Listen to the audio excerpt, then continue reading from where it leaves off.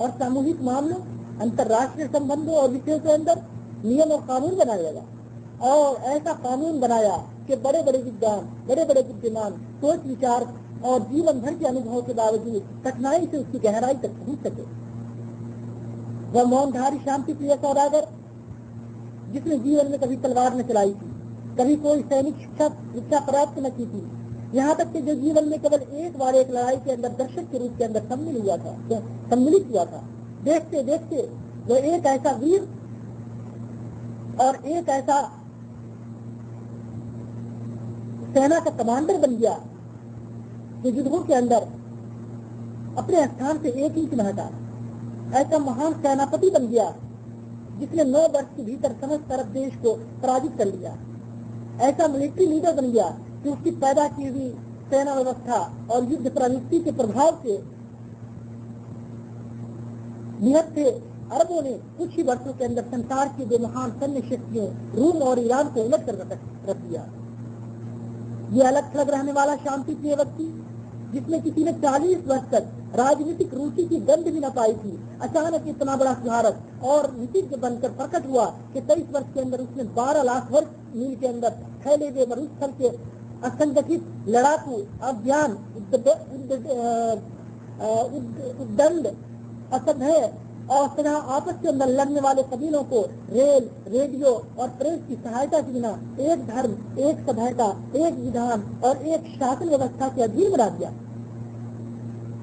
उसने उनकी भावनाएं बदल दी, उनके स्वभाव बदल डाले, उनके आचरण बदल दिए, उनकी अशिष्टता को उच्च श्रेणी की शिष्टता में, उनकी बर्बरता को उत्तम नागरिकता में, उनकी अनैतिकता को ईश्वर भक्ति के अंदर बदल डाला।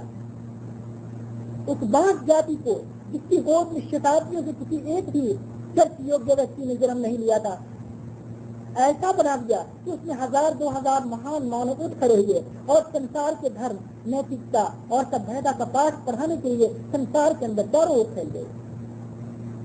और यह काम उसने अत्याचार, बल, धोखा और छल से नहीं किया, बल्कि मनमोह लेने वाले स्वभाव, आत्माओं को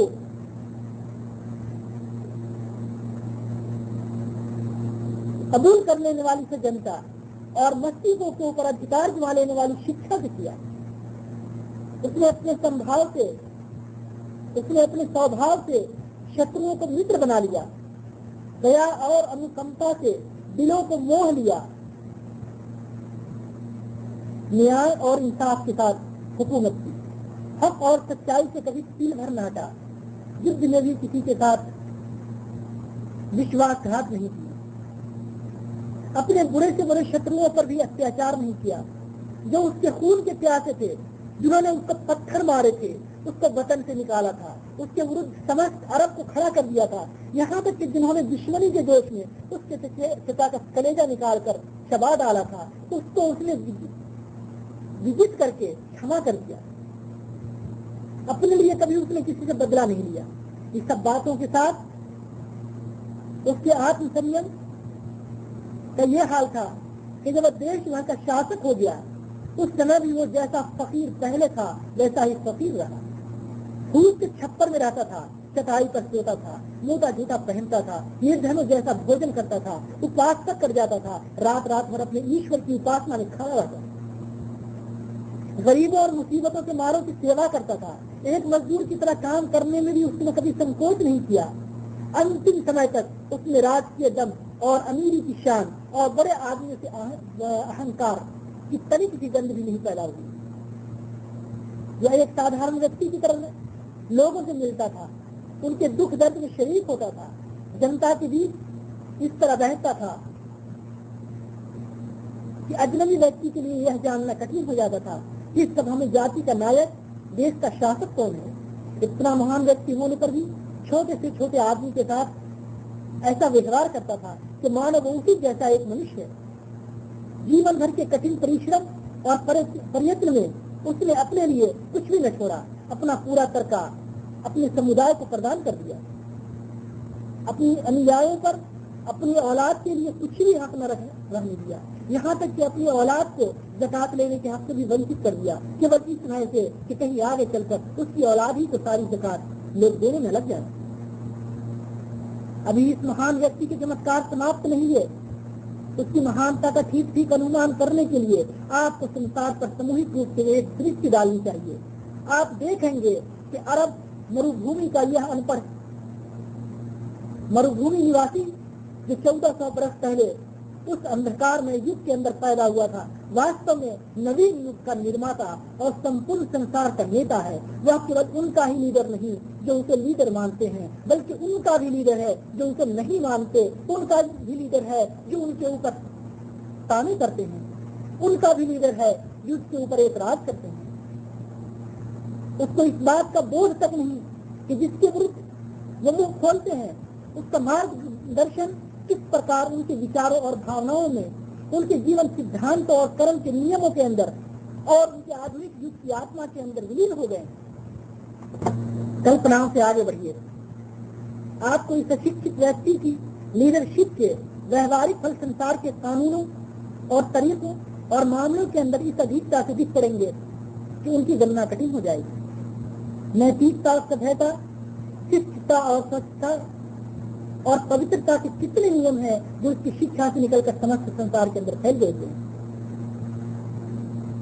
सामाजिकता के जो नियम उसने बनाए थे, उसने संसार को कितना लाभ हुआ और अब तक कितना लाभ उठाया जा रहा है। मानव इतिहास सृष्टि के अंदर इस व्यक्ति का उच्च और महान व्यक्तित्व इतना उभरा हुआ दिखाई देता है कि आरंभ से लेकर अब तक बड़े बड़े ऐतिहासिक मनुष्य जिनकी गणना संसार के महान व्यक्तियों में की जाती है, जब उसके मुकाबले मिलाए जाते हैं तो उसके आगे बहुत से दिखाई पड़ते हैं। संसार के महान व्यक्तियों में से कोई भी ऐसा नहीं जिसकी पूर्णता की चमक दमक मानव जीवन के एक दो विभागों से आगे बढ़ सके। कोई धारणाओं और सिद्धांतों का सम्राट है तो कोई किसी और का, परंतु उसे व्यवहारिक शक्ति प्राप्त है। कोई कर्म का पुतला है परंतु सोच विचार में कमजोर है। किसी के चमत्कार राजनीतिक से सीमित है, कोई केवल सैन्य का जानकारी, सैन्य सूझबूझ का जानकारी है। किसी की दृष्टि समाज जीवन के पहलुओं के ऊपर इतनी अधिक गहरी जमी है कि दूसरे पहलू ओझल है। किसी ने नैतिकता को अपना लिया है तो कोई आर्थिक और राजनीतिक विषय को भुला दिया। किसी ने आर्थिक और राजनीतिक विषय को अपना लिया, दूसरे नैतिकता की उपेक्षा की।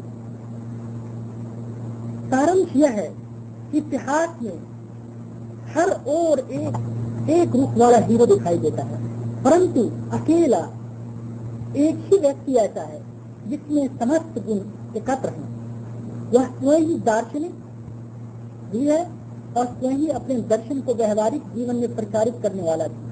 वह राजनीतिज्ञ भी है, सेना नायक भी, कानून बनाने वाला भी है, नैतिकता की शिक्षा देने वाला भी, धार्मिक और आध्यात्मिक नेता भी है और उसकी निगाह मनुष्य के संपूर्ण जीवन के ऊपर फैली हुई है और छोटी से छोटी चीजों तक जाती है। खाने पीने के नियम और शरीर के स्वच्छ रखने के तरीकों से लेकर अंतर्राष्ट्रीय संबंध तक एक एक चीज के विषय के अंदर वो आदेश देता है।